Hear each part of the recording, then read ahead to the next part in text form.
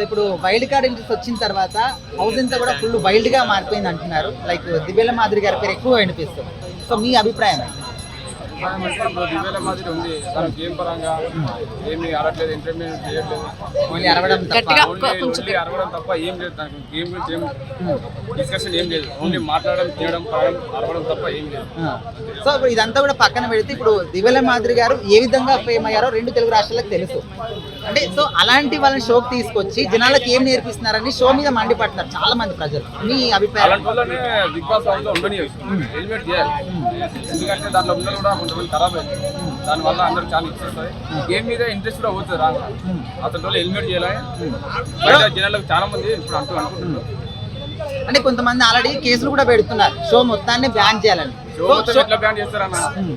ఇప్పుడు సీజన్ 1 నుంచి సీజన్ 9 వరకు వచ్చింది.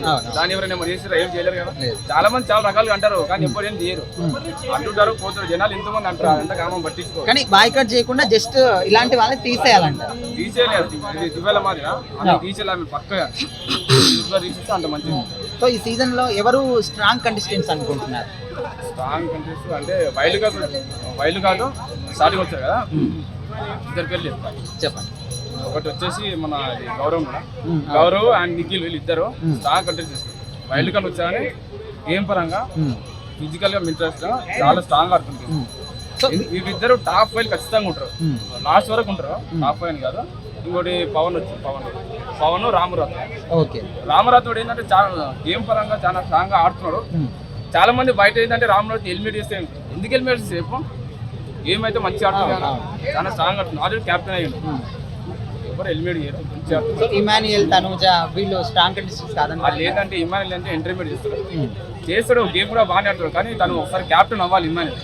ఓకే, తనకు ఉంది క్యాప్టెన్ అవ్వాలి, కానీ వాళ్ళందరూ సపోర్ట్ అయితే క్యాప్టెన్ అవుతారు. సో ఓవరాల్ గా సీజన్ 9 అయితే బాగుందంట. సీజన్ 9 కన్నా సీజన్ 7 చాలా బెటర్. ఓకే, ఫైటింగ్లు, గేమ్లు పరంగా సీజన్ 7 చాలా సూపర్. అది ఈ సీజన్ 9 అంటే ఇంకా కొద్దిగా అవ్వలేదు. అయితే మంచిది. Okay, thank you. షేర్ చేయండి, లైక్ చేయండి, సబ్స్క్రైబ్ చేయండి. మరిన్ని వీడియోల కోసం బెల్ సింబల్ పై క్లిక్ చేయండి.